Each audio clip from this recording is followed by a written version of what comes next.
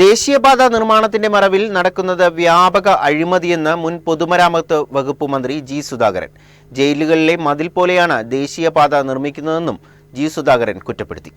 ജയിലിന്റെ മതിൽ പോലെയാണ് road പണിയുന്നതെന്ന് G Sudhakaran പറഞ്ഞു. എഞ്ചിനീയർമാർ പഠിച്ചതൊക്കെ ജോലിക്ക് കയറുമ്പോൾ മറക്കും. പാലവും റോഡും മര്യാദയ്ക്ക് ഡിസൈൻ ചെയ്ത് നിർമ്മിക്കില്ല. ലോകത്തിലെ തന്നെ ഏറ്റവും അഴിമതിയുള്ള 75 സ്ഥാപനങ്ങളിൽ ഒന്നാണ് ഇന്ത്യയിലെ ദേശീയപാത അതോറിറ്റിയെന്നും ജി സുധാകരൻ പറഞ്ഞു. ഇങ്ങനെയാണ് റോഡ് പണിയുടെ വലിയ മതിൽ പോലെ ജയിലിന്റെ മതിൽ പോലെ കെട്ടിയുണ്ടാക്കി വെച്ചിട്ട് എത്രയോ മനോഹരമായി എഞ്ചിനീയറിംഗ് പഠിക്കുമ്പോൾ എസ്തറ്റിക് എഞ്ചിനീയറിംഗിൽ എസ്തറ്റിക്സ് ചേർക്കുന്നതിനെ പറ്റി പഠിപ്പിക്കുന്നുണ്ട് എഞ്ചിനീയർമാരുണ്ട്. പക്ഷെ പഠിത്തം അവിടെ വെച്ച് അവരത് മറന്നു.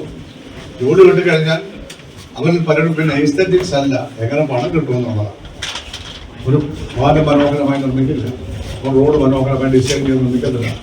അതൊക്കെ ഞങ്ങൾ 2014 ഡെവലപ്പ് ചെയ്തൊക്കെ മാറ്റി എല്ലാം ഡിസൈൻ ചെയ്തു. അതാണ് ആ റോഡ് ഇപ്പോഴും കിടക്കുന്നത്. 9 വർഷമുള്ള റോഡ് ഇങ്ങനെ കിടക്കാണ്. 2 ഭാഗത്തും മഞ്ഞാറുള്ള ടയർ, നടുക്കൽ ടയർ, അതിലെല്ലാം സ്റ്റണ്ട് വെച്ച് സന്ധ്യയാവുമ്പോൾ 9 വർഷമായിട്ട് സ്റ്റണ്ട് തിളവുകയാണ്. ഇപ്പോൾ നല്ല പ്രകാശമാണ് റോഡ്. അതിഗംഭീരമായ പാലങ്ങൾ, പെരുമ്പളം പാലം 100 കോടി രൂപയ്ക്കാണ് പഠിക്കുന്നത്. 100 കോടി രൂപയ്ക്ക് റിപ്പോർട്ട് വായിച്ചാൽ ഉദ്യോഗസ്ഥർ പോലും ഇത് 2016 ഗവൺമെന്റിന്റെ കാലത്ത് 100 കോടി രൂപ അനുവദിച്ച് അന്ന് പണിഞ്ഞു തുടങ്ങിയെന്ന് പറയാൻ തയ്യാറായില്ല. കാരണം അവിടെ ഇരിക്കുന്ന MLA ക്ക് MP ക്കൊന്നും പിടിക്കത്തില്ല. കാരണം അവരുടെ കാലത്താണെന്ന് ആളുടെ ധരിപ്പിക്കുകയാണ്. ഇത് ചരിത്ര നിഷേധമാണ്. ഇഷ്ടമുള്ളിടത്തോടെ വണ്ടി ഓടിക്കുകയാണ്. അറിയത്തില്ല എവിടുന്നാ വരുന്നത്. എന്തെങ്കിലും നിയമമുണ്ടോ? ട്രാഫിക് പോലീസിനെ ഹൈവേയിൽ നിന്ന് കാണിച്ചു തരാമോ? ഏതാണ്ട് 100-110 കിലോമീറ്റർ നീളമുള്ള അരൂർ, ഓച്ചിറ, ആലപ്പുഴ ജില്ലയുടെ ഈ ഹൈവേയിൽ ഒരു ഹൈവേ പോലീസിനെ കാണിച്ചു തരാമോ? ഉണ്ടായിരുന്നല്ലോ. പെട്രോളിംഗ് ഉണ്ടോ? രാവിലെ നമ്മൾ അങ്ങോട്ട് പോകുന്ന വഴി വൈകുന്നേരം വേറെ വഴി കൂടെ നമ്മൾ കാണിച്ചു.